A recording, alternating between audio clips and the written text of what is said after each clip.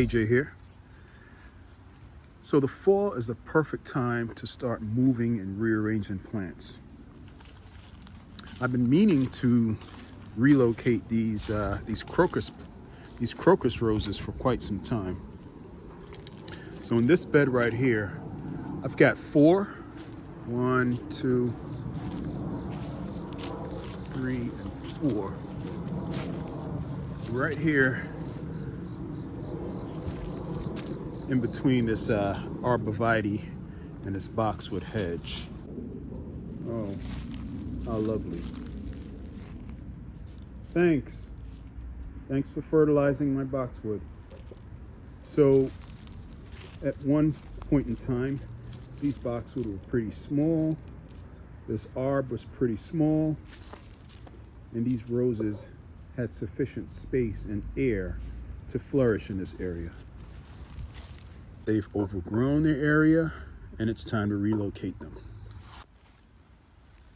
So I've decided to put them right over here, basically right across from where they are currently.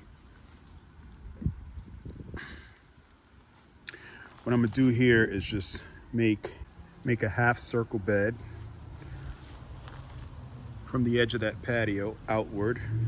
And in addition to putting the roses there, I was thinking perhaps I should save some space in the back for probably some boxwood or some yew or something with a nice green backdrop. All right, so I just used an old garden hose to mark off the bed boundary. So I'm up on the deck to get a better view, like a bird's eye view, right? And I mean, it's a half circle. It's pretty much a half circle. It's about as perfect as it's gonna get. But what I'm concerned about is the distance, the width of the pathway on the outside of that bed and the adjacent bed. We wanna make sure that's a nice even flow. It's roughly 4.5 feet, I believe. And the rest of the grassy area is substantial. Like if you're gonna have gatherings and whatnot, you wanna make sure, you have some nice, generous grassy areas. So now that I'm satisfied with that imprint, I'm gonna go ahead and get some spray paint.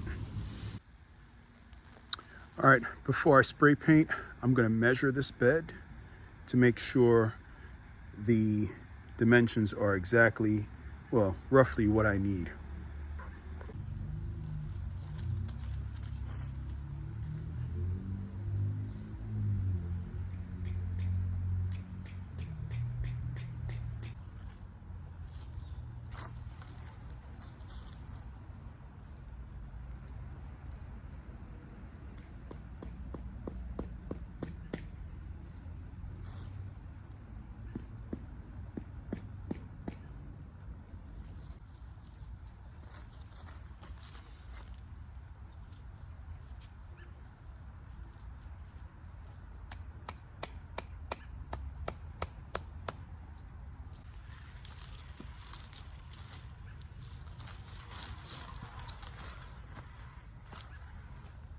All right, so this is about 2 inches shy of 17 feet.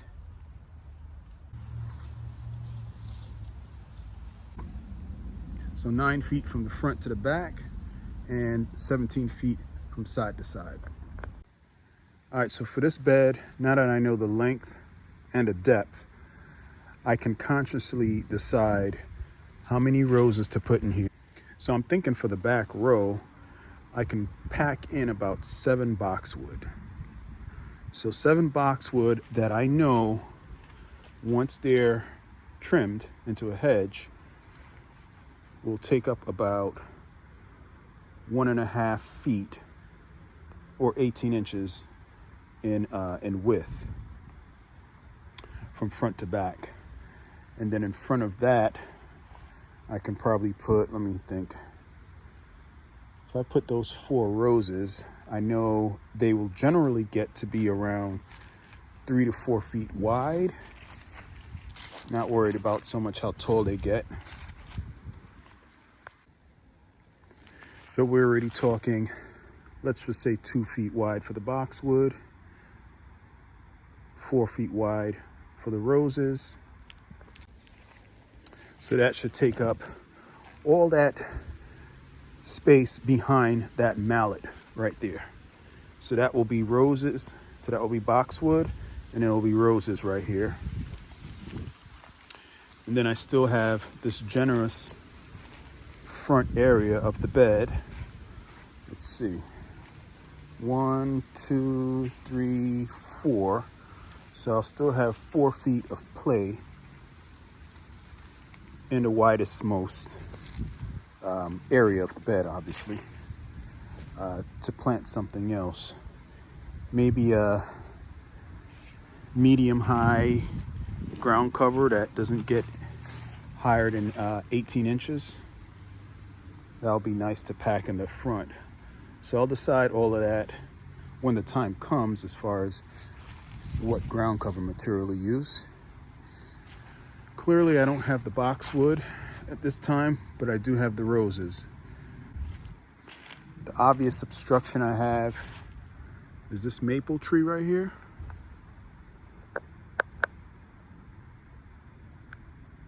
So I remember when the guys were putting in the patio, they had to battle a whole bunch of roots. So my task will be to find pockets that I can go ahead and dig a decent hole in to put these roses in.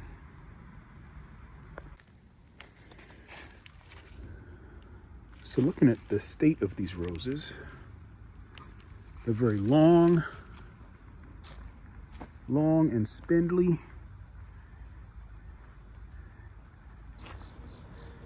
And not doing too well based on the lack of airflow over here. So I know moving them over to that open area, they'll fare a lot better.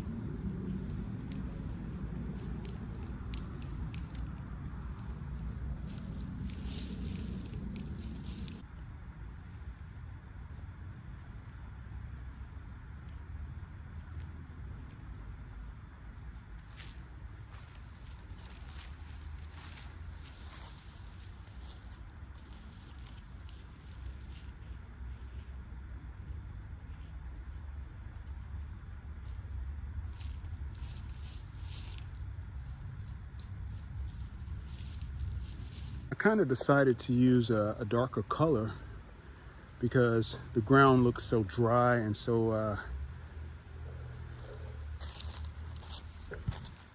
dusty. So that dark color should really stand out.